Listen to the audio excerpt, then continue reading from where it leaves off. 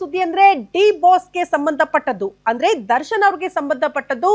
ಒಂದ್ ಕಡೆ ಅವ್ರ ನಟನೆಯ ಡೆವಿಲ್ ಸಿನಿಮಾ ರಾಜ್ಯದಾದ್ಯಂತ ತೆರೆ ಕಂಡಿದೆ. ಅಭಿಮಾನಿಗಳು ಸಿನಿಮಾ ನೋಡಿ ಸಂಭ್ರಮಿಸುತ್ತಿದ್ದಾರೆ, ಕುಣಿದು ಕುಪ್ಪಳಿಸುತ್ತಿದ್ದಾರೆ. ಆದ್ರೆ ನಿಮ್ಮಣ್ಣ ದರ್ಶನ್ ಅವ್ರಿಗೆ ಪರಪ್ಪನ ಅಗ್ರಹಾರದಲ್ಲಿ ಸಖತ್ ಟೆನ್ಷನ್ ಶುರುವಾಗಿದೆ ಅಂತೆ. ಕಾರಣ ಇವತ್ತು ರೇಣುಕಾ ಸ್ವಾಮಿ ಕೊಲೆ ಕೇಸ್ಗೆ ಸಂಬಂಧಪಟ್ಟಂತೆ ಅಸಲಿ ಟ್ರಯಲ್ ಶುರುವಾಗ್ತಾ ಇದೆ. ಹಂಗಾಗಿ ರಾತ್ರಿ ಇಡೀ ನಿದ್ದೆ ಇಲ್ಲ, ಬೆಳಗ್ಗೆ ಬೇಗ ಎದ್ದಿದ್ದಾರೆ, ವಾಕಿಂಗ್ ಇಲ್ಲ, ಜಸ್ಟ್ ದೇವರ ಮೊರೆ ಹೋಗಿದ್ದಾರಂತೆ ದರ್ಶನ್ ಜೈಲಲ್ಲಿ. ಯಾಕೆ ಇಷ್ಟರ ಮಟ್ಟಿಗೆ ಟೆನ್ಷನ್ ಇದೆ? ಟ್ರಯಲ್ ಪ್ರಾರಂಭ ಆದ್ರೆ ಯಾಕೆ ಸಂಕಷ್ಟ ಎದುರಾಗುತ್ತೆ? ಇದರ ಮೇಲೇನೆ ಕಂಪ್ಲೀಟ್ ಆಗಿ ಆರೋಪಿಗಳ ಭವಿಷ್ಯ ನಿಂತಿರೋದು. ಟ್ರಯಲ್ ಮೇಲೇನೆ ಬಂದು ಸಾಕ್ಷಿದಾರರು ಏನ್ ಹೇಳಿಕೆ ಕೊಡ್ತಾರೆ, ಏನ್ ಪ್ರಕ್ರಿಯೆ ಆಗುತ್ತಲ್ಲ, ಅದರ ಮೇಲೆ ಆರೋಪಿಗಳ ಭವಿಷ್ಯ ನಿರ್ಧಾರ ಆಗುತ್ತೆ. ಹಂಗಾಗಿ ಟೆನ್ಷನ್ ಇದೆ. ಹೊರಗಡೆ ಡೆವಿಲ್ ಸಿನಿಮಾ ಸಂಭ್ರಮ, ಬಟ್ ಒಳಗಡೆ ದರ್ಶನ್ ಅವರು ವಿಲ ಅಂತ ಒದ್ದಾಡ್ತಿದ್ದಾರೆ.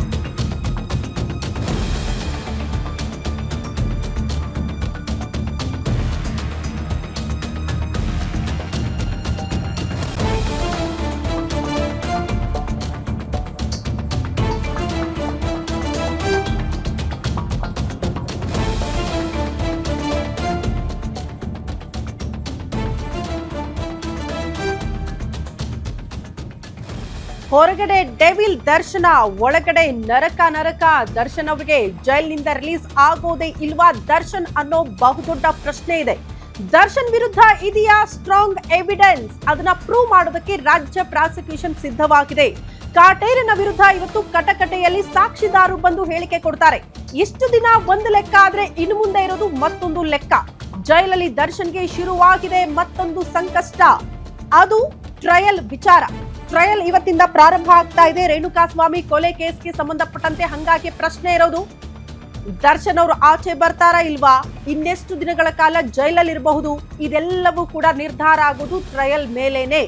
ಯಾಕಂದ್ರೆ ಇಷ್ಟು ದಿನಗಳ ಕಾಲ ಪೊಲೀಸರು ರೇಣುಕಾ ಸ್ವಾಮಿ ಕೊಲೆ ಕೇಸ್ಗೆ ಸಂಬಂಧಪಟ್ಟಂತೆ ಏನೆಲ್ಲ ಸಾಕ್ಷಿಗಳನ್ನ ಕಲೆ ಹಾಕಿದ್ದಾರೆ, ಆ ಎಲ್ಲಾ ವಿಚಾರಕ್ಕೆ ಸಂಬಂಧಪಟ್ಟಂತೆ ಅಸಲಿ ತನಿಖೆ ಈಗ. ತನಿಖೆ ಅಂದ್ರೆ ಇಟ್ ಮೀನ್ಸ್ ಏನೆಲ್ಲ ಸಾಕ್ಷಿಗಳಿದೆಯಲ್ಲ ಅದೆಲ್ಲವನ್ನ ಪ್ರೂವ್ ಮಾಡೋದಕ್ಕೆ ರಾಜ್ಯ ಪ್ರಾಸಿಕ್ಯೂಷನ್ ಮುಂದಾಗುತ್ತೆ. ಇಲ್ಲ ಈ ಸಾಕ್ಷಿಗಳೆಲ್ಲ ಸುಳ್ಳು ಅಂತ ಈ ಕಡೆ ಆರೋಪಿಗಳ ಪರವಾಗಿ ವಕೀಲರು ಕೂಡ ಹೇಳ್ತಾ ಹೋಗ್ತಾರೆ. ಬಟ್ ಎನಿವೆ, ದರ್ಶನ್ ಅಭಿಮಾನಿಗಳು, ದರ್ಶನ್ ಆಪ್ತರು, ಇವನ್ ದರ್ಶನ್ ಸೇರಿದಂತೆ ಎಲ್ಲರಿಗೂ ಕೂಡ ಟೆನ್ಷನ್ ಇದೆ. ಇರುವಂತಹ ಸಾಕ್ಷಿಗಳು ಸಾಬೀತಾಗ್ಬಿಟ್ರೆ, ಈ ಕೊಲೆ ಆರೋಪ ಇಫ್ ಸಪೋಸ್ ಸಾಬೀತಾಗ್ಬಿಟ್ರೆ ಮುಂದೇನು ಅನ್ನುವಂತ ಟೆನ್ಷನ್ ಕಾಡ್ತಾ ಇದೆಯಂತೆ ದರ್ಶನ್ ಸೇರಿದಂತೆ, ಪವಿತ್ರ ಗೌಡ ಸೇರಿದಂತೆ ಅಷ್ಟು ಜನ ಆರೋಪಿಗಳಿಗೆ. ನಿಮ್ಗೆಲ್ಲ ಗೊತ್ತಿದೆಯಾ, ಈ ಜಾಮೀನು ರದ್ದಾದ ಬಳಿಕ 7 ಜನ ಆರೋಪಿಗಳು ಒನ್ಸ್ ಅಗೇನ್ ಜೈಲು ಪಾಲಾಗಿದ್ದಾರೆ. ಅವರಿಗೆ ಮಾತ್ರ ಸಂಬಂಧಪಟ್ಟದ ಈ ಟ್ರಯಲ್ ಅಂದ್ರೆ ಖಂಡಿತ ಅಲ್ಲ. ರೇಣುಕಾ ಸ್ವಾಮಿ ಕೊಲೆ ಪ್ರಕರಣದಲ್ಲಿ ಯಾರೆಲ್ಲ ಆರೋಪಿಗಳು ಭಾಗಿಯಾಗಿದ್ರಲ್ಲ 17 ಜನ ಜಾಮೀನು ಪಡ್ಕೊಂಡು ಆಚೆ ಇರುವಂತ ಆರೋಪಿಗಳಿಗೂ ಸಂಬಂಧಪಟ್ಟಂತೆ ಈಗ ಟ್ರಯಲ್ ಪ್ರಾರಂಭ ಆಗ್ತಾ ಇರೋದು. ಯಾವ್ಯಾವ ಆರೋಪಿಯ ಪಾತ್ರ ಏನಾಗಿತ್ತು ಈ ಕೊಲೆ ಕೇಸ್ಗೆ ಸಂಬಂಧಪಟ್ಟಂತೆ, ಯಾರೆಲ್ಲ ಐ ವಿಟ್ನೆಸ್ ಇದ್ದಾರೆ, ಯಾರೆಲ್ಲ ಸಾಕ್ಷಿದಾರರು ಇದ್ದಾರೆ, ಇವರೆಲ್ಲರನ್ನ ಕರ್ಕೊಂಡು ಬಂದು ಕೋರ್ಟ್ ಕಟಕಟೆಯಲ್ಲಿ ಅವರ ಹೇಳಿಕೆಗಳನ್ನ ದಾಖಲು ಮಾಡೋದು, ಒನ್ಸ್ ಅಗೇನ್ ಅವರಿಂದ ಸ್ಟೇಟ್ಮೆಂಟ್ ಅನ್ನ ಕೊಡಿಸೋದು. ಹಂಗಾಗಿ ಅವರ ಹೇಳಿಕೆಯ ಮೇಲೆ ಅಷ್ಟೂ ಜನ ಆರೋಪಿಗಳ ಭವಿಷ್ಯ ಕೂಡ ನಿರ್ಧಾರ ಆಗಿರುತ್ತೆ. ಹಂಗಾಗಿ ಟ್ರಯಲ್ ಅಂದ್ರೆ ಆರೋಪಿಗಳಿಗೆ ಭಯ ಶುರುವಾಗಿದೆ ಅಂತ. ಹಂಗಾಗಿ ದರ್ಶನ್ ಅವರು ರಾತ್ರಿ ಇಡೀ ನಿದ್ದೆ ಮಾಡಿಲ್ಲ, ರಾತ್ರಿ ಇಡೀ ಕೂಡ ಬ್ಯಾರಕಲ್ಲಿ ವಿಲ ಅಂತ ಒದ್ದಾಡಿದ್ದಾರೆ. ಸರಿಯಾಗಿ ನಿದ್ದೆ ಮಾಡ್ತಾ ಇಲ್ಲ, ಊಟ ಮಾಡ್ತಾ ಇಲ್ಲ, ಬೆಳಗ್ಗೆ ಬೇಗ ಎದ್ದು ಕೂತ್ಬಿಟ್ಟಿದ್ದಾರಂತೆ. ರೇಣುಕಾ ಸ್ವಾಮಿ ಕೊಲೆ ಕೇಸಲ್ಲಿ ಇವತ್ತಿನಿಂದ ಅಸಲಿ ಆಟ ಶುರುವಾಗ್ತಾ ಇದೆ. ಕೋರ್ಟ್ ಕಟಕಟೆಗಿಂದು ಸಾಕ್ಷಿ, ದರ್ಶನ್ಗೆ ಸಖತ್ ಟೆನ್ಷನ್ ಆಗ್ಬಿಟ್ಟಿದೆ ಅಂತೆ.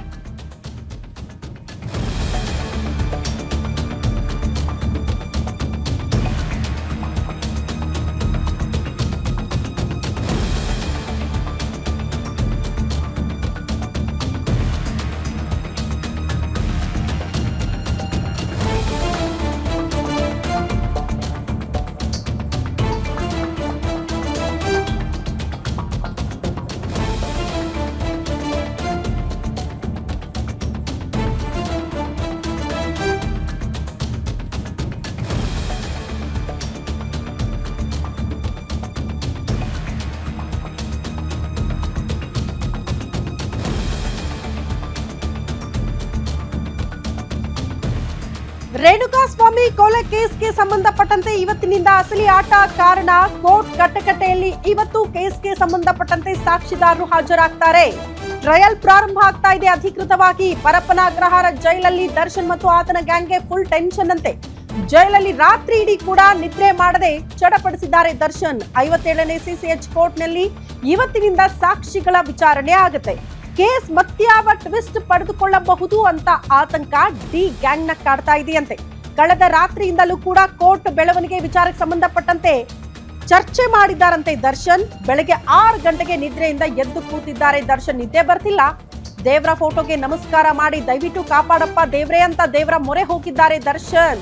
ರೇಣುಕಾಸ್ವಾಮಿ ತಂದೆ ತಾಯಿ ಜೊತೆಗೆ ಕೆಲ ಸಾಕ್ಷಿಗಳ ವಿಚಾರಣೆ ಇವತ್ತು ಕೋರ್ಟ್ ಕಟಕಟೆಯಲ್ಲಿ ಆಗುತ್ತೆ.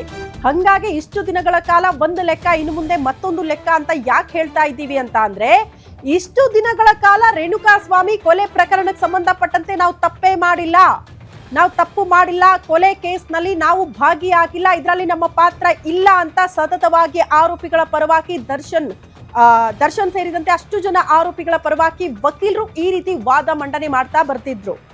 ಈಗ ಅಸಲಿ ಆಟ ಇವತ್ತಿನಿಂದ ಯಾಕೆ ಶುರು ಅಂತಿದ್ದೀವಿ ಅಂದ್ರೆ, ಇಷ್ಟು ದಿನಗಳ ಕಾಲ ಪೊಲೀಸರು ರೇಣುಕಾಸ್ವಾಮಿ ಕೊಲೆ ಕೇಸ್ಗೆ ಸಂಬಂಧಪಟ್ಟಂತೆ ತನಿಖೆ ಮಾಡಿ 17 ಆರೋಪಿಗಳ ಪಾತ್ರ ಏನು ಈ ಕೊಲೆ ಕೇಸಲ್ಲಿ, ಒಂದು ಕಿಡ್ನಾಪ್ ಕೇಸ್ ದಾಖಲಾಗಿದೆ, ಮತ್ತೊಂದು ಹಲ್ಲೆ, ಸಾಕ್ಷ್ಯಾಧಾರಗಳ ನಾಶ, ಭೀಕರ ಕೊಲೆ ವಿಚಾರಕ್ಕೆ ಸಂಬಂಧಪಟ್ಟಂತೆ ಈ ರೀತಿ ಸೆಕ್ಷನ್ಗಳ ಅಡಿಯಲ್ಲಿ ಯಾವ್ಯಾವ ಆರೋಪಿಗಳ ಪಾತ್ರ ಏನು, ಇದಕ್ಕೆ ಸಾಕ್ಷಿದಾರರು ಯಾರು, ಇದನ್ನೆಲ್ಲ ನೋಡಿದವರು ಕೂಡ ಐ ವಿಟ್ನೆಸ್ ಕೆಲವರು ಇದ್ದಾರೆ ಅನ್ನುವಂತಹ ವಿಚಾರಕ್ಕೆ ಸಂಬಂಧಪಟ್ಟಂತೆ ಒಂದಷ್ಟು ಸಾಕ್ಷಿಗಳ ಜೊತೆಗೆ ಪೊಲೀಸರು ಏನು ಚಾರ್ಜ್ ಶೀಟ್ ಅನ್ನ ಸಬ್ಮಿಟ್ ಮಾಡಿದ್ರು.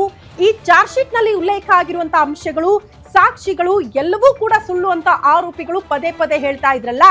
ಈಗ ಇದು ಸುಳ್ಳ ನಿಜಾನ ಅನ್ನೋದಕ್ಕೆ ಸಂಬಂಧಪಟ್ಟಂತೆ ಟ್ರಯಲ್ ಪ್ರಾರಂಭ ಆಗೋದು. ಒಂದ್ ಕಡೆ ಆರೋಪಿಗಳ ಪರವಾಗಿ ವಕೀಲರು ಹೇಳೋದು, ಇಲ್ಲ ಇಲ್ಲ ನಮ್ಮ ಕಕ್ಷಿದಾರರು ಈ ರೀತಿ ಪಾತ್ರ ಇಲ್ಲ, ಕೊಲೆ ಕೇಸ್ಗೆ ಸಂಬಂಧಪಟ್ಟಂತೆ, ಕಿಡ್ನಾಪ್ ಕೇಸ್ಗೆ ಸಂಬಂಧಪಟ್ಟಂತೆ, ಸಾಕ್ಷ್ಯಾಧಾರ ನಾಶ ವಿಚಾರಕ್ಕೆ ಸಂಬಂಧಪಟ್ಟಂತೆ ಇದರಲ್ಲಿ ಅವರ ಪಾತ್ರ ಇಲ್ಲ ಅಂತ ವಾದ ಮಾಡಿದ್ರೆ, ಇವರ ಪಾತ್ರ ಏನು ಅನ್ನೋದನ್ನ ಸಾಬೀತು ಮಾಡೋದಕ್ಕೆ ರಾಜ್ಯ ಪ್ರಾಸಿಕ್ಯೂಷನ್ ಕೂಡ ಮುಂದಾಗುತ್ತೆ. ಬೇಕಾದ್ರೆ ಸಾಕ್ಷಿಗಳ ವಿಚಾರಣೆ ಮಾಡಿ, ಐ ವಿಟ್ನೆಸ್ ಗಳಿದ್ದಾರೆ, ಇದನ್ನ ಕಣ್ಣಾರೆ ಕಂಡವರಿದ್ದಾರೆ, ಅವರ ವಿಚಾರಣೆ ಮಾಡಬೇಕಾಗಿ ಕೋರ್ಕೊಳ್ಳುತ್ತೆ ರಾಜ್ಯ ಪ್ರಾಸಿಕ್ಯೂಷನ್. ಹಂಗಾಗಿ ಇವತ್ತಿನಿಂದ ಆ ಪ್ರಕ್ರಿಯೆ ಪ್ರಾರಂಭ ಆಗ್ತಾ ಇರೋದು. ಯಾರೆಲ್ಲ ಈ ಪ್ರಕರಣಕ್ಕೆ ಸಂಬಂಧಪಟ್ಟಂತೆ ಸಾಕ್ಷಿಗಳಿರ್ತಾರಲ್ಲ, ಒಬ್ಬೊಬ್ಬರನ್ನೇ ಕರೆಯತ್ತೆ ಕೋರ್ಟ್.